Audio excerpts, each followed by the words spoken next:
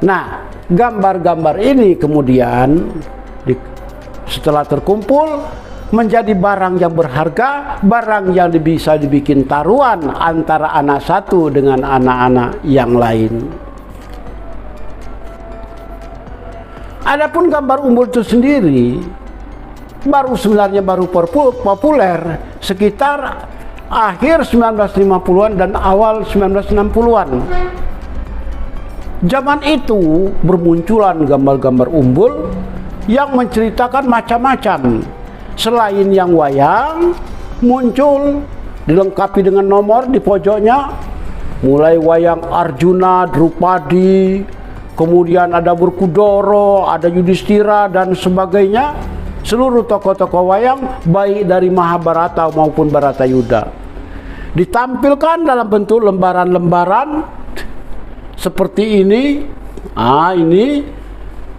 Ini kebetulan gambarnya bentuknya kira-kira seperti ini, tapi ini bukan gambar wayang, ini gambar setan, umbul setan namanya.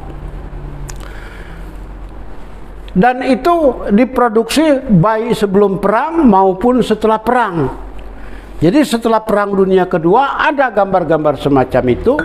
Sebelum Perang Dunia Kedua maupun setelah Perang Dunia Kedua, gambar-gambar wayang, umbul-umbul wayang tersebut tetap diproduksi berdampingan dengan gambar-gambar cerita yang lain, gambar-gambar komik 60-an yang pada waktu itu mulai banyak diproduksi. Adapun gambar-gambar tadi begitu banyak yang tidak bisa kita rinci satu persatu. Bisa kita lihat dari sini saja. Dari buku ini kita bisa melihat begitu banyak umbul-umbul ini tadi menceritakan macam-macam, termasuk cerita-cerita dari luar negeri, dari film-film, semuanya dicantumkan di sini. Seperti di sini bisa kita lihat ada cerita misalnya Challenge of Masters. Ini tahun 1970-an. Atau kalau kita lihat dalam daftar sini bisa ada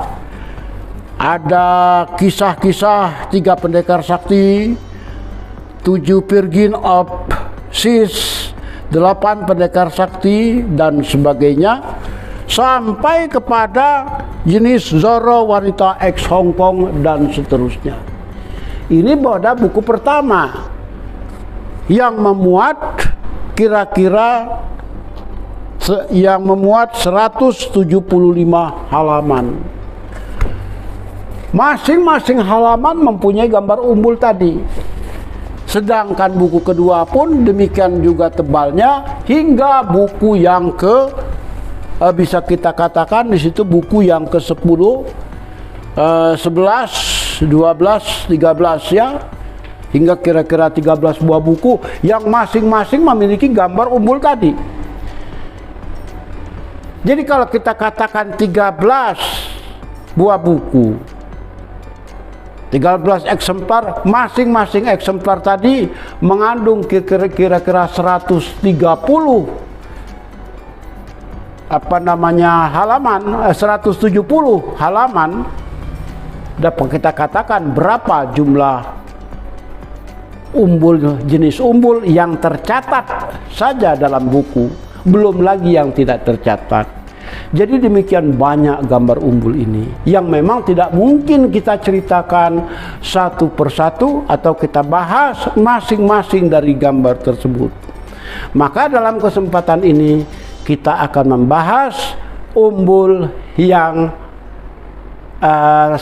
sederhana saja, sejauh yang ada tersedia di Museum Gubuk Wayang.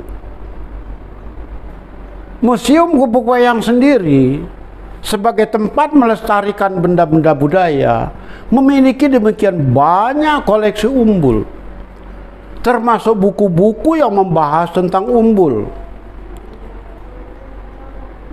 Namun sekali lagi seperti kita katakan tadi, sebanyak-banyaknya umbul, puluhan ribu jumlahnya, tetaplah umbul kita bagi dua. Ada gambar-gambarnya yang sendiri-sendiri tanpa hubungan dengan gambar lain. Ada gambar yang saling berhubungan satu sama lain yang kita sebutkan tadi, seperti kata Arswendo Atmowiloto, termasuk komik. Nah, kedua jenis ini tadi sama-sama mempunyai arti penting, sama-sama penting, sama-sama memberikan informasi yang berharga tentang suatu dunia yang ingin disampaikan oleh si pelukis Umbul. Melalui Umbul kita dapat mengenal dunia wayang. Oh, ternyata gambar Arjuna ini begini. Oh, ternyata gambar Bratasena begini. Oh, ternyata gambar Yudhistira demikian. Bagong mempunyai ciri begini, Semar mempunyai ciri begitu, dan sebagainya. Informasi tersebut dapat kita gunakan sebagai pelajaran bagi anak-anak, bagi para pemula yang ingin mengenal dunia wayang. Demikian juga informasi dari gambar-gambar tadi dapat kita gunakan untuk mengidentifikasi sesuatu. Oh, ternyata yang namanya Desi Ratnasari itu adalah demi ini, adalah demikian.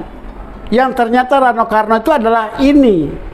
Yesi Gusman itu ternyata ini orangnya.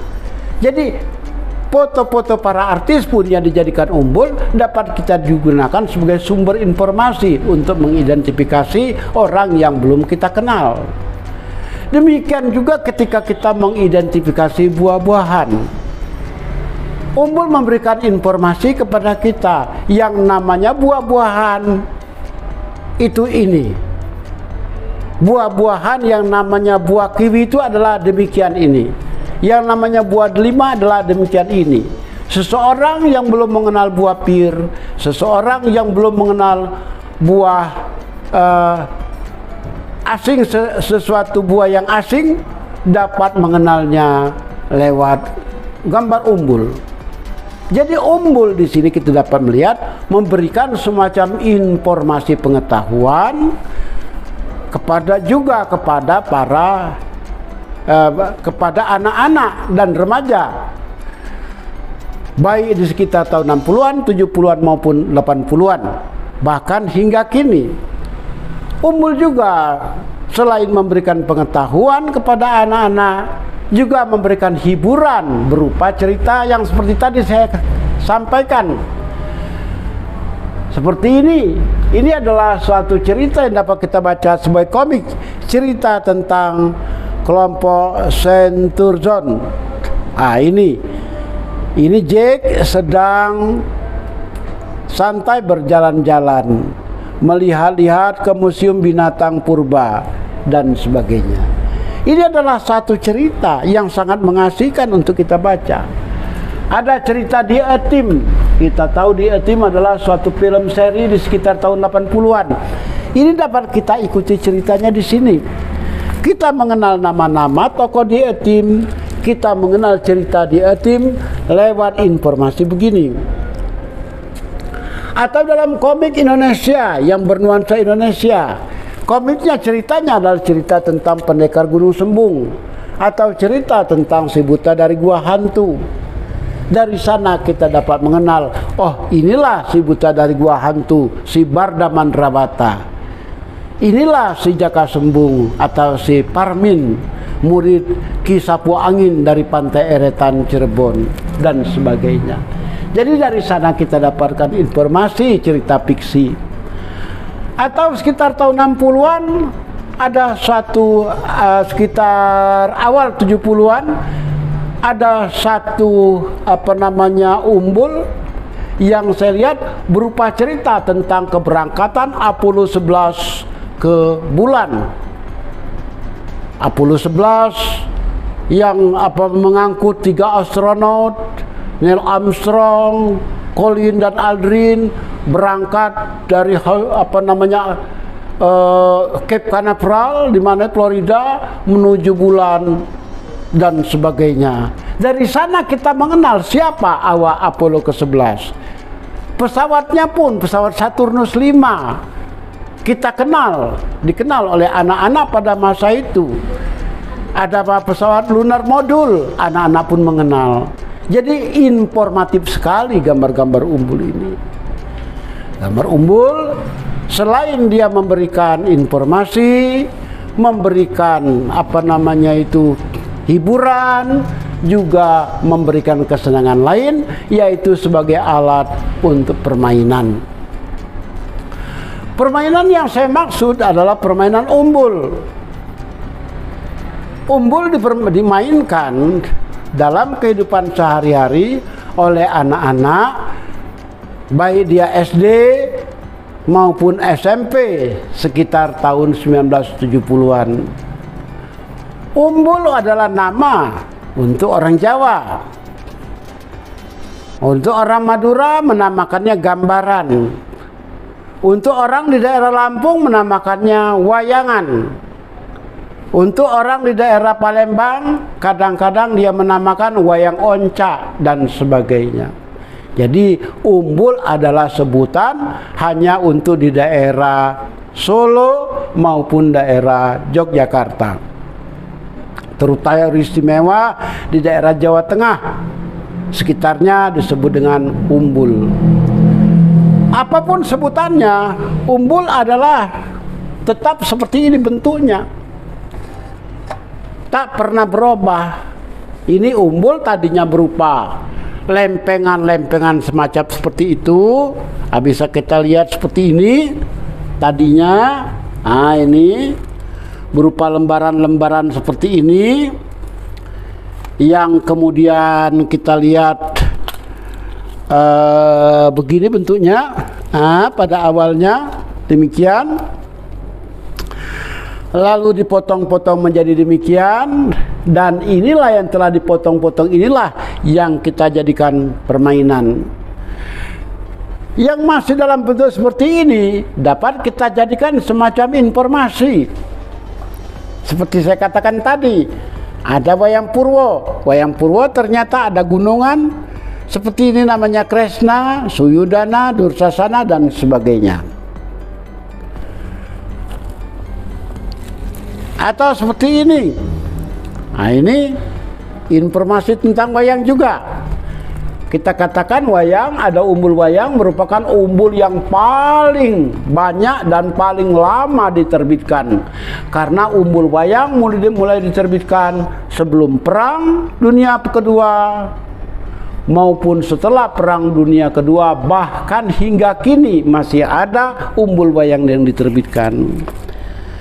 Dalam bentuk semacam ini kemudian dipotong-potong per gambar, dan akhirnya bentuknya pun menjadi seperti ini. Dalam keadaan seperti inilah umbul kita permainkan. Dimainkan oleh anak-anak untuk taruhan semacam judi kecil-kecilan. Ya, bisa kita namakan judi kecil-kecilan karena dia berupa suatu permainan yang dilakukan oleh para kolektor umbul. Bentuknya seperti ini kira-kira. Satu umbul punya lawan dan umbul punya kita. Diadakan shoot. Siapa yang menang, dia yang memegang umbul. Dia yang memegang umbul, diumbulkan, dilemparkan ke atas, dan kemudian ketika dia melayang jatuh, yang terlentang ada gambarnya dinyatakan sebagai pemenang, sedangkan yang tertelungkup begini dinyatakan sebagai yang kalah. The winner takes it all. Yang menang mengambil semuanya. Semua taruhan milik yang kalah. Makanya ada ungkapan dalam bahasa Jawa dari pengarang buku ini, sing melumah dibayar, sing mengkurep membayar. Jadi yang bayar adalah yang tertutup, sedangkan yang dibayar adalah yang terbuka gambarnya. Itu permainan-permainan umbul yang berlaku di Jawa. Diumbulkan, dilemparkan. Walaupun ada juga model yang lain. Yang besar menang, yang kecil dinyatakan kalah. Sehingga kemungkinan untuk kalah maupun menang masing-masing 50%.